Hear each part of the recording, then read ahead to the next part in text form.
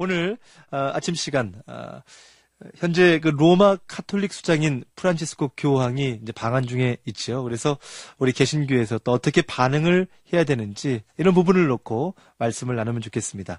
눈먼 기독교의 저자 광명 계명교회 박태양 목사님 자리해 주셨습니다. 할렐루야, 목사님 안녕하세요. 네, 반갑습니다. 잘 계셨죠? 아침 일찍 반갑습니다. 네, 반갑습니다. 오랜만에 뵙는 것 같아요. 네, 그렇죠. 목사님 지금요 여러 뉴스에서 정말 어떻게 이 특집을 해도 이렇게 특집을 많이 할 수가 있을까라는 생각으로 하여튼 우리 개신교에서도 어떻게 반응을 해야 하는지 우리 성도님들 좀 당혹스러워 하시는 것 같다 이런 느낌을 받습니다.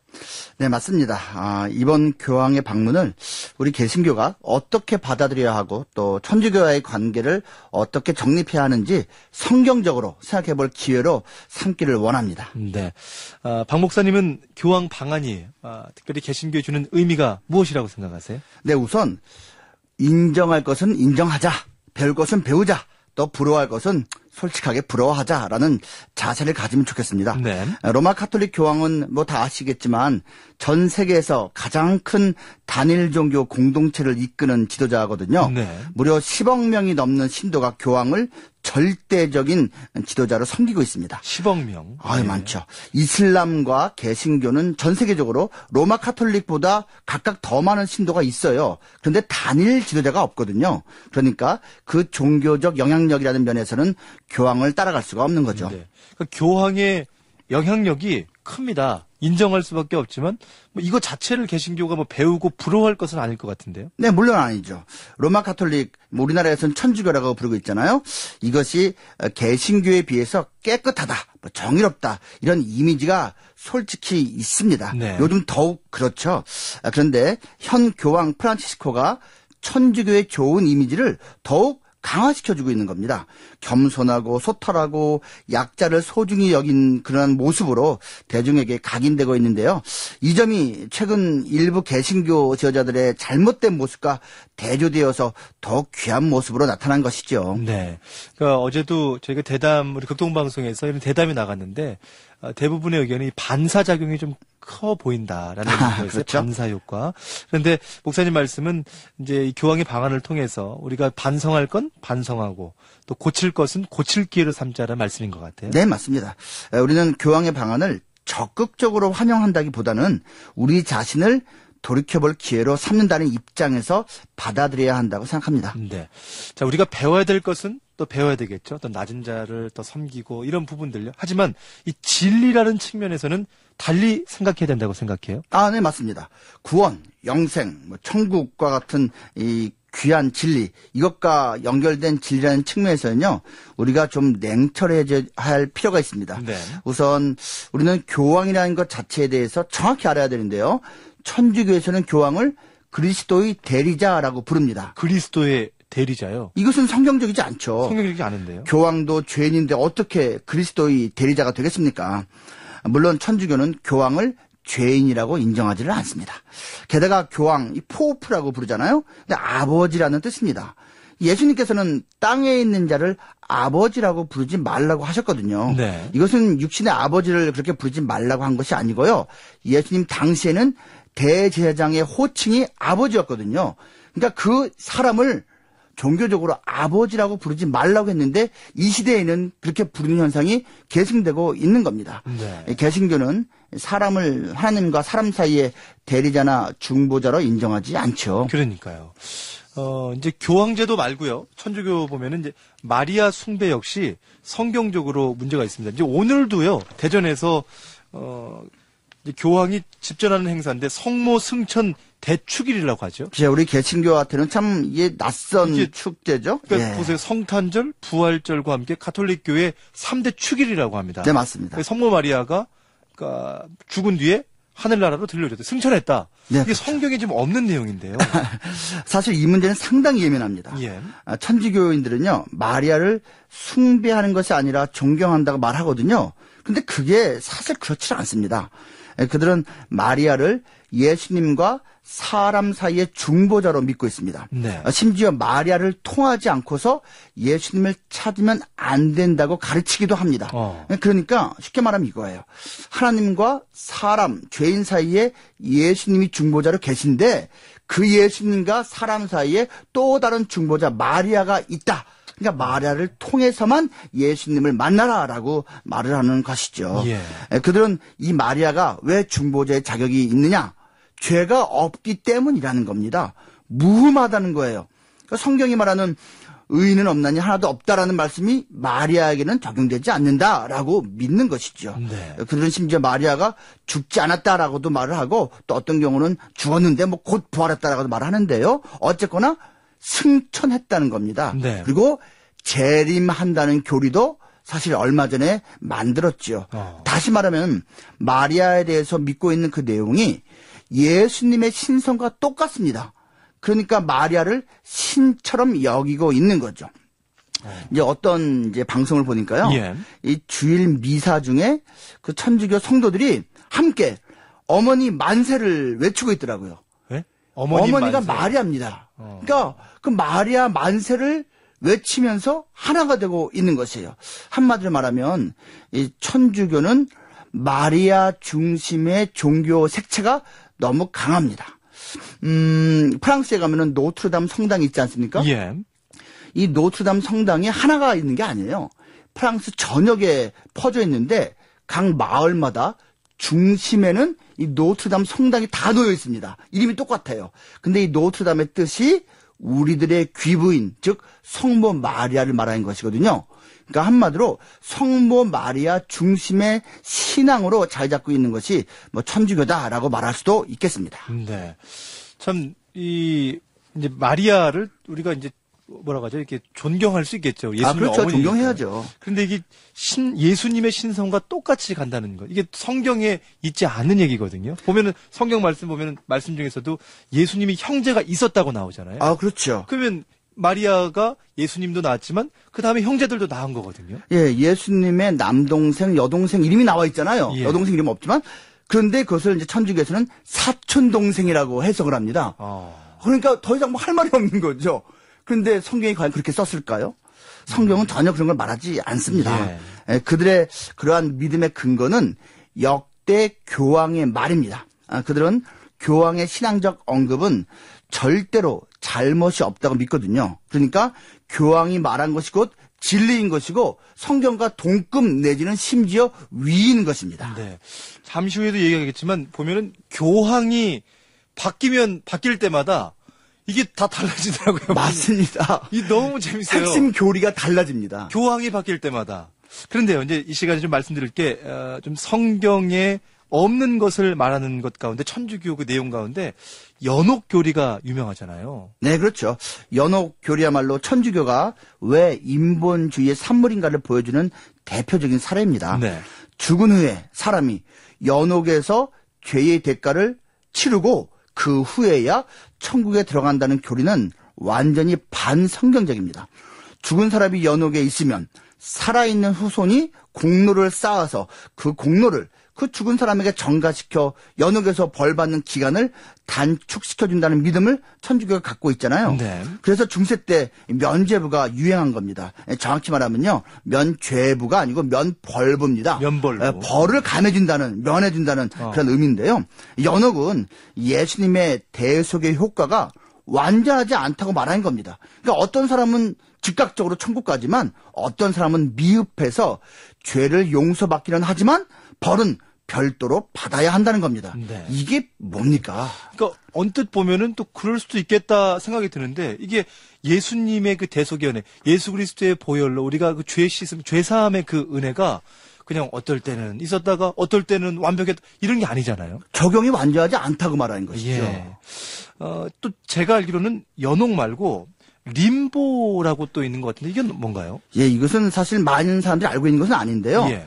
천주교에서는 연옥 말고 림보라는 것도 있어요. 그것도 두 개가 있어요. 조상 림보, 유아 림보. 많은 사람들이 이제 묻거든요. 네. 우리 조상들 예수 몰랐는데 어떻게 된 거냐?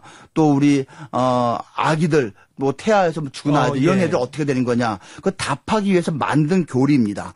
그러니까 이 림보는 지옥과 연옥하고도 다른 거예요. 그래서 그냥 회색지대인데 여기에 가서 그 조상들이 또는 그 유아들이 영원히 산다라고 이제 말하는 거죠. 그러니까 사람의 의문점에 대해서 구체적으로 답하기 위해서 생각해낸 겁니다. 그러니까 이것도 성경에 전혀 없는 내용이죠. 네. 오늘 광명 계명교회 박태양 목사님과 함께 특별히 천주교와 또 우리와의 어떤 막 논쟁하는 그 논쟁거리가 아니라 정말 명확하게 성경적으로 볼 때 이런 부분은 아니다라고 하는 부분들을 여러분들과 좀 나누고 있습니다. 네, 맞습니다. 목사님 지금 이제 천주교 성당에 가면요. 마리아 그 상도 있고 예수님 상도 있고 또 그 다음에는 성인들 세인트라고 하잖아요. 그렇죠. 또 천사 같은 형상들이 많이 있는데 이게 또 개신교의 입장에서는 이해가 되지 않을 때가 많이 있습니다. 보면은 그 10계명을 보면은 우상을 만들지 말라라고 되어 있는데 거기 가면은 이제 그 마리아 그 발가락 있잖아요. 또 뭐 예. 베드로 성당 가보면 그 이제 그 청동상 같은데 발가락에 달아져 있어요. 그만큼 소중히 여기는 사람들이 그냥 것이죠. 예. 만지고 입 맞추고 해서 달아져 있는데 근데 그 10계명의 두 번째 계명에는 이렇게 하지 말라라고 나와 있잖아요. 그렇죠. 그들도 물론 알고 있습니다. 그런데 슬쩍 외면하고 있는 거죠. 이제 새긴 우상을 만들지 말라. 어떤 형상도 만들지 말라는 그 두 번째 계명을 성경에서 삭제할 수는 없으니까 그 두 번째 계명을요. 첫 번째 계명의 뒤에다가 붙인 겁니다. 종속화시킨 거예요. 그러니까 이게 저희가 어제도 제가 한번 천주교 그 사이트를 가서 10계명을 한번 또 읽어봤습니다. 쭉 보니까 그 우상이란 단어가 안 보이더라고요. 그렇게 굳이 번역할 필요가 없으니까. 아. 예. 다른 신들을 두지 말라. 이게 첫 계명이잖아요. 예. 그러니까 요 뒤에다가 형상을 만들지 말라는 계명을 붙여서 그 의미를 상대적으로 약화시킨 겁니다. 대신 이제 뒤에 계명들을 하나씩 앞으로 위로 당긴 거죠. 예. 그래서 순서가 우리 개신교하고 다릅니다. 그리고 맨 뒤 10번째 탐내지 말라 하는 계명을 대신 둘로 나누었습니다. 그래서 천주교에서는요. 9번째 계명이 내 이웃의 집을 탐내지 말라 이거요. 10번째 계명이 내 이웃의 아내나 남정, 여정, 소, 나귀, 소유를 탐내지 말라 이렇게 되어 있습니다. 이 억지로 짜맞춘 듯한 느낌이 듭니다. 그래요. 예, 말씀을 들을수록 사실은 하나님 말씀을 가감해서는 안 되는데 이 천주교 우리가 참 많이 다르다는 것을 느끼게 되는데 천주교의 구원관은 어떻습니까? 이게 복잡합니다. 그 점에 대해서는요, 한마디로 말을 할 수가 없습니다. 왜냐하면 천주교 내부에서도 통일된 교리가 사실상은 없기 때문입니다. 네. 역대 교황의 구원관이요, 크게 세 가지가 있거든요. 첫째는 오직 로마 가톨릭에만 구원이 있다라고 엄격하게 말한 교황들이 많이 있습니다. 네. 그들은 개신교도 아니다, 정교회도 아니다, 그들은 다른 이방 종교처럼 구원이 없다라고 말을 했습니다. 또 둘째로는요, 로마 가톨릭은 물론이고 개신교나 정교회 같은 기독교 전체에게 구원이 있다고 말한 교황들도 있습니다. 네. 그러니까 좀 이렇게 유화 제스처를 이제 취한 것이죠. 네. 네, 마지막 셋째로요, 로마 가톨릭이나 다른 기독교만이 아니라 세상의 다른 종교에도 구원의 길이 있다. 또는 종교 없이 착하게만 살아도 구원이 있다고 말한 교황도 있습니다. 예. 바로 프란치스코 교황이 그렇습니다. 그러니까 교황이 바뀔 때마다 그들의 구원관이 바뀌고 있는 겁니다. 그러니까 지금 보면 이제 우리 특별히 우리 오늘 신앙을 고백하고 예수님을 우리가 또 인격적으로 만난 분들이 다 이렇게 어떻게 고백하냐면 성경은 절대 틀리지 않고 하나님의 진리의 말씀을 믿는 것 또 예수님의 재림을 믿는 것에 대해서 우리가 이렇게 고백하며 나아가잖아요. 그런데 이런 부분, 그러니까 어떤 이 근본적인 신앙에 대해서 아무도 죽이지 않고 누구도 공격하지 않더라도 이런 근본주의는 폭력적인 겁니다라고 프란치스코 교황은 얘기를 하고 있거든요. 이런 부분들이 상당히 또 신앙인들과 충돌되는 부분이 많이 있잖아요. 그럴 수 있죠. 어느 정도든지 근본주의가 요즘 비난을 많이 받고 있거든요. 예. 근데 근본주의의 원래 의미는 나쁜 게 아닙니다. 근본에 그렇죠. 충실하자는 것이니까요. 그런데 이제 교리적으로 문자적으로 믿겠다, 안다, 자랑한다 하면서 삶이 엉망일 때 욕을 먹는 거거든요. 그렇죠. 우리 개신교도 근본주의 자체가 나쁜 건 아닌데 삶이 부족하니까 욕을 먹고 있는 겁니다. 네. 그래서 요즘은 근본주의라는 용어를 잘 안 씁니다. 네. 하지만 어쨌거나 근본 원래의 취지는 나쁜 게 아닌데 요즘 그렇게 변한 것이다라고 생각하면 될 것 같습니다. 그러니까 지금 교황이 바뀔 때마다 이제 구원관이 바뀌고 있는데 프란치스코 교황은 보니까 이제 다원주의잖아요. 그렇죠. 보면은 그럼 불교에도 구원이 분명히 있을 수가 있을 것 같고 또 여기도 착하게만 살면 구원이 있을 것 같고, 그러니까 이건 아주 다원주의적 구원관인 것 같아요. 네, 그렇죠. 그래서 지금 이 교황은요, 동성애 또는 다른 사회적인 이슈에 대해서도 자유주의적인 성향의 발언을 잘합니다. 그래서요, 인기가 많습니다. 그러니까 좋게 표현하면 포용력이 대단한 그런 가치관으로 신앙관으로 살고 있는 것이죠. 네. 하나님께서 분명 싫어하는 것에 대해서도 포용한다. 저는 이런 느낌을 좀 받는데요. 네. 어떻게 보면 좀 조심스럽긴 한데 우리나라 또 대한민국 국민들이 많이 존경하는 고 김수환 추기경의 구원관은 이 셋 중에 어느 곳에 속했는지도 궁금한데요. 네, 이분은요, 젊은 시절에 엄격했던 로마 가톨릭 교리를 그대로 수용했습니다. 그래서 그분이 한창 젊을 때 저술한 천주교 교리서가 있거든요. 거기서는 이렇게 말하고 있습니다. 로마 가톨릭 외에는 절대로 구원이 없다라고 명확히 주장했어요. 네. 개신교를 믿는 자들은 천주교로 개종하지 않으면 구원이 없다고도 그분은 주장했습니다. 그런데요, 이분이 나이가 들어가시면서 점점 이제 변화가 됐습니다. 그래서 이제 말년에는 모든 종교를 포용하고 열린 구원관을 말하셨죠. 네. 열린 구원관은 다원주의인데요. 헨리 나우엔이나 마더 테레사 역시 같은 모습이었습니다. 네. 자, 오늘 아침 천주교에 대해 몇 가지 핵심적인 내용을 살펴봤는데요. 목사님, 사실 저희가 말은 이렇게 막 강하게 열변을 토해서 했지만 그만큼 우리의 그 책임이 막중한 거 아니겠습니까? 그렇죠. 말은 이렇게 해도 우리가 우리 안에서 정말 빛과 소금의 그 역할을 감당하는 그 복음의 실천이 참 중요할 텐데. 우리가 부족한 부분이죠. 그러니까 청취자분들에게 마지막으로 한마디 해주시면서 이 시간 인사하겠습니다. 네. 오늘 이 방송을 듣고 어떤 분들은 마음이 좀 불편하실 겁니다. 하지만 잊지 말아주시기 바랍니다.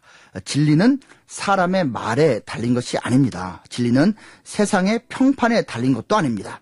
진리는 자기의 생각에 만족에 달린 것이 아닙니다. 진리는 성경 말씀이고요. 성경 말씀이 가르쳐주는 예수님입니다. 성경과 다르면 그것은 진리가 아닙니다. 저는 오늘 천주교를 비방하고 있는 것이 아닙니다. 다른 종교가 그런 것처럼 로마 가톨릭 역시 선하고 가치 있고 인기 있고 우리가 본받을 만한 점이 많이 있습니다. 하지만 결정적인 한 가지, 천주교는 성경이 말하는 그 진리는 아닙니다. 네. 오늘 성경대로 하나님의 말씀대로 나아가는 오늘 극동방송 가족들이 있습니다. 좋은 아침입니다. 지금까지 눈먼 기독교의 저자 광명 계명교회 박태양 목사님과 같이 했습니다. 목사님 감사합니다. 네, 감사합니다. 평안하세요.